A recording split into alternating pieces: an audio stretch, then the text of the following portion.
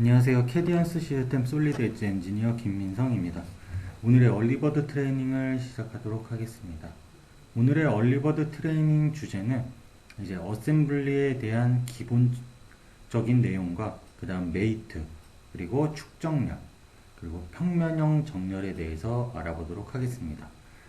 자, 그러면은 솔리드 엣지 창을 띄워서 이제 처음 시작하는 어셈블리 환경을 알아보도록 할게요.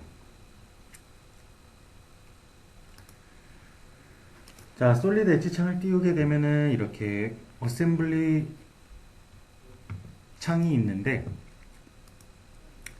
자, 솔리드 엣지 어셈블리에서는 일단 가장 중요한 게 몇 가지가 있습니다. 자, 첫 번째로 여기 보시면은 이제 파트 라이브러리라고 하는 영역이 있어요. 자, 그래서 이거는 뭐 현재 있는 것 중에 비교를 하자면은 뭐 자재 창고 정도가 되겠죠. 그래서 자재를 끌어다가 뭐 조립을 할 수 있는 공간이고요. 자, 여기 보면은 이제 파트 라이브러리를 그냥 꺼보겠습니다. 파트 라이브러리만. 그리고 여기 이제 상단에는 파트 라이브러리가 없습니다. 그리고 여기 앞쪽 모양을 숨기게 되면 마찬가지로 여기에도 파트 라이브러리가 없을 거예요. 자, 그래서 파트 라이브러리가 없는 상태에서 파트 라이브러리를 다시 띄우고 싶다 할 때에는, 자, 보기 탭에 가보면은, 자, 보기 탭에 제일 앞쪽에 보면 윈도우라는 도구가 있습니다. 그래서 윈도우라는 도구를 클릭하게 되면은 여기에는 이제 기존의 도킹 윈도우에 넣을 수 있었던 여러 가지 메뉴들이 있고요. 자, 여기서 파트 라이브러리를 다시 한번 띄워보도록 하겠습니다. 이렇게. 그러면은 여기에 나타났죠. 자, 그래서 이렇게 파트 라이브러리가 일단 첫 번째로 중요하고요. 자, 그 다음 두 번째로 중요한 거는 그 솔리드 엣지에서 첫 번째로 던져지는 파트가 가장 중요합니다. 자, 뭐 다른 캐드들도 마찬가지겠지만 그 솔리드 엣지에서도 마찬가지로 첫 번째로 던지는 파트가 굉장히 중요하거든요. 자, 그 이유는 왜 그러냐면은 뭔가를 조립할 때에는 특정 그 뼈대를 중심으로 해서 여러 가지 뭐 조립품들을 붙이게 됩니다. 뭐 자동차로 따지면은 이제 프레임에다가 뭐 문을 붙인다든가, 아니면 뭐 엔진을 놓는다든가, 아니면은 커버를 씌운다든가, 뭐 그런 것들이 있겠죠. 자, 그래서 첫 번째로 던질 파트들은 무조건 모든 애들의 기준이 될 수가 있어야 돼요. 그리고 한 가지 알아두셔야 될 점은 솔리드 엣지에서 첫 번째 던지는 파트는 그냥 움직이지 않는다고 생각을 하시면 될 것 같습니다. 자, 처음 사용하시는 분들은 그냥 첫 번째 던지는 파트는 무조건 움직이지 않는다. 그렇게 꼭 기억을 해주시고요. 뭐 강제로 움직일 수 있는 방법은 있습니다. 자, 그래서 제가 예제를 한번 사용해 볼 건데요. 자, 예제는 그 연습 삼아서 할 수 있는 예제는 어디 있냐면은 C 드라이브 안에, 프로그램 파일즈 안에, 솔리드 엣지 ST9 버전 안에 보면은 트레이닝이라는 폴더가 있습니다. 그래서 여기에서는 지멘스에서 기본적으로 제공하는 파트들이 들어가 있고요. 자, 여기 있는 애를 연습 삼아 해볼 거예요. 자, 여기 보면은 세바 1번부터 세바 9번까지 있고요. 중간중간에 뭐 ASM이나 PSM의 확장자가 있습니다. 근데 저는 파트만 끌어다 쓸 거기 때문에, 자, 다른 애들은 표시를 하지 않아 볼게요. 자, 파트 라이브러리에는 좀 많은 기능들이 있거든요. 자, 여기에 보면은 일단 첫 번째 파일 유형. 자, 파일 유형을 통해서 필요 없는 애들은 이렇게 보이지 않게끔 바꿔놓을 수가 있습니다. 파일 유형을 통해서. 자, 그래서 이렇게 바꿔놓고, 자, 그래서 세바를 다시 찾아보면은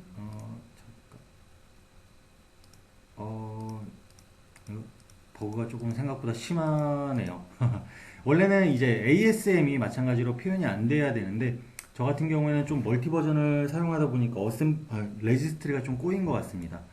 그래서 파일 유형에서 보지 않고자 하는 애들은 끌 수가 있고요. 자, 그 다음은 이제 여기에서 뭐 미리 보기, 밑에 보면은 이제 미리 보기도 제공을 하고 있거든요. 그래서 미리 보기 할 수가 있고, 아니면 미리 보기를 아예 보지 않을 수도 있습니다. 여기서 켜짐을 해제하게 되면은 미리 보기가 해제가 돼요. 자, 이런 식으로. 그래서 만약에 미리 보기를 사용할 거냐, 아니면 하지 않을 거냐 선택을 하실 수가 있고요. 자, 그리고 좀 여러 가지 또 옵션들이 있는데, 이거는 하다가 중간에 필요하면은 한번 알아보도록 할게요. 그래서 자, 세바 1번부터 9번까지의 형상을 봤을 때, 자, 얘 같은 경우에는 어떤 형상이냐면은 밸브 형상이거든요. 자, 밸브 형상인데, 자, 밸브 형상 중에서 모든 애들의 기준이 될 수 있는 애는 여기 세바 1번이라는 본체 형상이 되겠죠. 그래서 본체 형상을 이렇게 드래그 앤 드랍을 하시면 됩니다. 그러면은 이렇게 파트가 던져져요. 자, 그리고 이렇게 파트 라이브러리를 사용해도 되지만 그 필요에 따라서는 그냥 윈도우 탐색기 창을 바로 사용하실 수도 있습니다. 자, 예를 들어서 여기 탐색기 창이 있다. 자, 제가 탐색기 창을 가져왔거든요. 자, 여기서 트레이닝 폴더에 들어가서 자, 세바라는 애를 또 한번 가져와 볼게요. 자, 두 번째 가져오는 애는 얘를 가져올 겁니다. 세바 4번. 자, 세바 4번. 자, 그래서 세바 4번은 옆에 커버인데, 자, 커버를 그냥 이렇게 드래그 앤 드랍 하셔도 돼요. 탐색기 창 자체 내에서.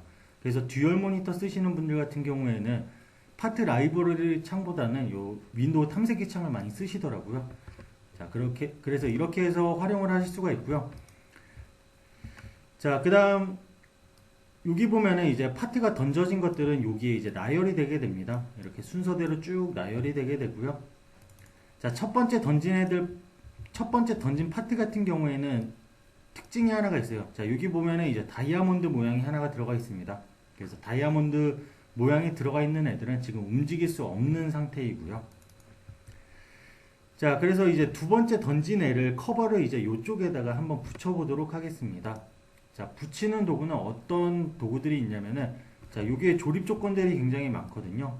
자, 여기 중에서 일단 가장 많이 쓰이는 도구 세 가지만 오늘 해보도록 할 겁니다. 그래서 첫 번째로 알아볼 거는 메이트라는 조건이에요. 자, 메이트라는 조건은 어떨 때 사용을 하냐면은 면과 면을 딱 붙일 때 라고 생각을 하시면 돼요. 자, 종이와 종이로 비교하자면은 종이 한 면에 풀을 칠해서 다른 종이를 붙인다고 생각하시면 돼요. 자, 그래서 여기 보면은 이제 커버에 여기 둥근 쪽이, 자, 커버의 둥근 쪽이 이제 이쪽 안쪽으로 들어가야 됩니다. 그렇기 때문에, 자, 메이트로 이 면과, 자, 여기에 있는 이 면과, 그 다음, 여기에 있는 이 면을 붙이겠다. 그러면은 얘는 이동이 돼요. 자, 옆에서 봤을 때는, 자, 옆에서 봤을 때 이렇게 딱 붙어 있겠죠. 자, 그리고 위에서 봤을 때도 마찬가지로 딱 붙어 있겠고요. 자, 그리고 이게 초록 색깔로 아직 활성화되어 있는 상태에서는 뒤집기라는 메뉴를 사용할 수가 있어요. 뒤집기. 자, 단축키로는 F거든요. F. 자, 그래서 이거는 제가 만약에 딱 붙였는데 이게 만약에 잘못 들어가 있다. 그럼 알파벳 F나 뒤집기 버튼을 통해서 다시 한번 위치를 바꿔줄 수가 있습니다. 그래서 뒤집기라는 기능이 있고요. 자, 추가적으로 얘를 한번 선택을 해볼게요. 조립 조건 준 애를 선택을 하고, 자, 지금 넣었던 조립 조건은 어디에 들어가 있냐면 패스파인더 하단에, 자, 파트가 쌓이는 하단 부분에 보게 되면 여기에 조립 조건이 들어가게끔 되어 있어요. 그래서 자, 세바 4번이라는 파트가 세바 1번과 조립 메이트가 들어가 있다. 이렇게 표시를 해주는 거고요. 자, 조립 조건을 선택하게 되면 몇 가지 옵션이 있는데 잠깐 알아보도록 할게요. 자, 첫 번째로 그냥 얘를 선택하고 여기 보면은 그냥 기본값인 상태에서는 뒤집기 기능이 일단 또 가능하고요. 아까인 상태에서도 가능하고 조립 조건을 넣어주고 나서도 변경이 가능합니다. 그리고 자, 여기에 보면은 이제 밀리미터로 써진 부분이 있어요. 밀리미터로 써진 부분 같은 경우에는 일정 거리만큼 떨어뜨리고 싶을 때, 자, 예를 들어서 얘를 딱 붙이는 게 아니라 나는 한 150mm만큼 떨어뜨리고 싶다. 자, 이렇게 150mm만큼 떨어뜨리겠다. 자, 그러면 이렇게 150mm만큼 떨어뜨려서도 그 조립 조건을 줄 수가 있고요. 다시 돌리고 싶다. 그러면은 0을 주시면 됩니다.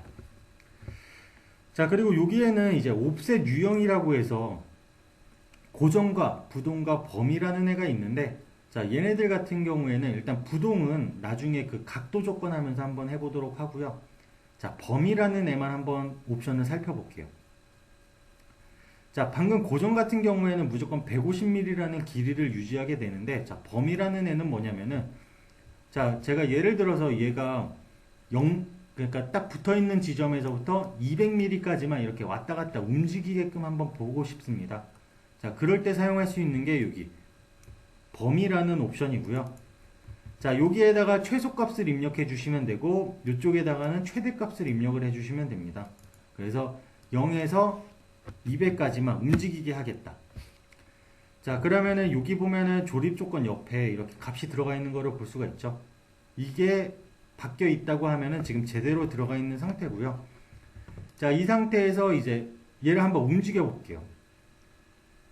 자, 일단 우측면으로 돌려놓고, 자, 얘를 움직일 수 있는 도구는 컴포넌트 드래그라는 도구예요.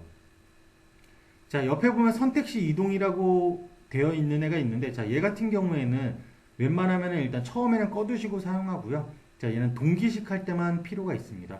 그래서 일단 꺼두시고, 컴포넌트 드래그로, 자, 여기서 이제 확인을 해보면은, 자, 얘 같은 경우에는 딱 200mm까지, 자, 0mm에서부터 200mm까지만 움직이게끔 바뀌어 있습니다. 그래서 얘가 0mm보다 더 안쪽으로 들어갈 수가 없고요. 자, 그리고 200mm보다 더 바깥쪽으로 나갈 수가 없습니다. 그래서 이렇게 범위라는 도구를 사용하게 되면은 그 일정 간격만큼 조립 조건을 줄 수가 있고요. 자, 그래서 얘를 다시 만약에 바꾸고 싶다 그러면은 여기서 옵셋 유형에서 고정으로 바꿔놓고 딱 붙여놓도록 하겠습니다. 0mm 이렇게. 자, 그러면은 이렇게 딱 붙어 있겠죠. 자, 이제 얘를 한번 움직여 보면은 얘는 당연히 안 움직이겠죠. 옆으로는. 자, 옆으로 당연히 안 움직일 거고요. 자, 그 다음 알아볼 거는 이제 평면형 정렬입니다. 자, 평면형 정렬 같은 경우에는 아까는 면과 면을 붙였다고 하면은 이번에는 면과 면을 나란히 놓는 거예요. 자, 면과 면을 나란히 놓는 기능이고요. 자, 평면형 정렬을 선택한 뒤에 여기에 보면은 지금 이 면과 이 면을 나란히 만들 거고요. 자, 그 다음 여기에 있는 이 면과 이 면을 나란히 한번 만들어 보도록 하겠습니다. 자, 그래서 이 면과 이 면을 선택을 했다. 그러면 마찬가지로 조립 조건이 들어가요. 자, ESC 누르고 확인을 한번 해보더라도 여기에 들어가 있고요. 자, 그리고 얘를 옆에서 움직이게 되면은 얘 같은 경우에는 이제 위아래로밖에 움직이지 못할 거예요. 만약에 위에서 봤을 때 움직여 보더라도 얘는 위에서 보면 아예 못 움직이겠죠. 여기가 붙어 있어야 되고 여기가 나란히 돼 있어야 되고 하기 때문에. 자, 그래서 마지막으로 평면형 정렬로, 자, 이 부분과 이 부분을 나란히 만들어줬다. 그러면은 얘는 더 이상 X나 Y나 Z 방향으로 움직일 수가 없고요. 벡터 방향은 당연하겠죠. 자, 그렇기 때문에 얘는 이제 더 이상 움직일 수 없는 형상이 됩니다. 자, 그리고 평면형 정렬의 옵션을 잠깐 살펴보게 되면은 얘는 메이트와 다 동일해요. 메이트와 동일하고, 자, 여기 보면은 이제 부동, 뭐 범위 다 그대로 있고 간격도 마찬가지로 동일하게 줄 수가 있습니다. 그리고 뒤집기 기능도 마찬가지인데, 자, 지금 어느 방향으로도 움직일 수 없는 상태이죠. 자, 그럴 때에는 보면은 뒤집기를 누르게 되면 에러가 뜹니다. 왜냐하면 특정 방향으로 움직일 수 없기 때문에 에러가 나타나고요. 자, 이럴 때에는 어떻게 해야 되냐면은 조립 조건을 지울 필요는 없고요. 솔리드 엣지 조립 조건 같은 경우에는 이제 억제라는 기능을 제공을 하고 있습니다. 그래서 원하는 조립 조건에서 오른쪽 버튼을 누르면 억제라는 기능이 있거든요. 자, 그래서 이거를 억제시켜 놓고 뭐 뒤집는 작업을 한다든가 뭐 기타 작업들을 하실 수가 있습니다. 이렇게. 자, 그래서 다시 억제해 놨던 거는 이제 작업이 끝났다. 그러면 억제 취소로 바꿔주게 되면은 다시 조립 조건을 활성화시킬 수가 있고요. 자, 그 다음 얘를 복사해서 하나 더 넣어 볼게요. 세바 4번을. 자, 컨트롤 C, 그 다음 컨트롤 V 눌러서, 자, 볼 건데, 여기에 보면 한 가지 특징을 더 가르쳐 드릴게요. 자, 지금 보면은 여기서 움직일 수 있는 형상과 움직일 수 없는 형상을 구분할 수가 있어요. 자, 움직일 수 없는 형상은 여기 세바 4번이고요. 세바 4번의 1번. 그 다음 움직일 수 있는 형상은 세바 4번의 2번이에요. 자, 어떠한 다른 점이 있냐면은, 자, 요쪽 부분을 한번 봐주세요. 그러면은, 하나는 끝에 이렇게 그 떨림 표시가 있고요. 하나는 떨림 표시가 없을 겁니다. 그래서 떨림 표시가 없는 경우에는 움직일 수 없는 상태이고요. 자, 떨림 표시가 있는 경우에는 움직일 수 있는 상태입니다. 그래서 이 부분을 참고하시면은 뭐 움직인다든가 아니면 조립 조건을 줄 때 좀 더 참고를 하셔서 사용하실 수가 있고요. 자, 마찬가지로 일단 메이트로 여기 플랜지를 하나 더 붙여볼게요. 자, 얘와 얘를 똑같이 붙일 거고요. 자, 이번에는 얘를 만약에 실제로 조립한다고 하면은 지금 여기 구멍들 있죠. 자, 총 4개의 구멍에 이렇게 볼트가 끼워지게 될 겁니다. 그래서 자, 이 볼트 구멍을 정렬시켜주는 기능을 써볼 거거든요. 그래서 자, 축정렬이라는 기능에 대해서 한번 알아볼 겁니다. 뭐 얘는 동심이라고 할 수도 있고요. 어차피 그 중심축과 중심축을 똑같이 만들어주는 거기 때문에 자, 동심이라고 생각하셔도 되고요. 자, 축정렬이라는 기능은 그냥 원기둥과 원기둥 또는 그 라운드와 라운드 같은 거를 눌러주시면 돼요. 원호 모양 또는 원 모양. 그래서 자, 이 부분의 원과 이 부분의 원에 대한 중심을 딱 정렬을 시키겠다. 자, 그리고 잠깐 한번 움직여 볼게요. 자, 움직여 보면은 동심이 됐기 때문에 얘는 그 축을 중심으로 이렇게 회전을 하게 됩니다. 자, 이렇게. 그리고 잠깐 옵션도 한번 살펴볼게요. 조립 조건에 대한 옵션. 자, 얘 선택하고 여기 보면은 이제 축정렬이 있는데 자, 얘 같은 경우에도 마찬가지로 뒤집기 기능이 있어요. 자, 뒤집기 기능이 있고요.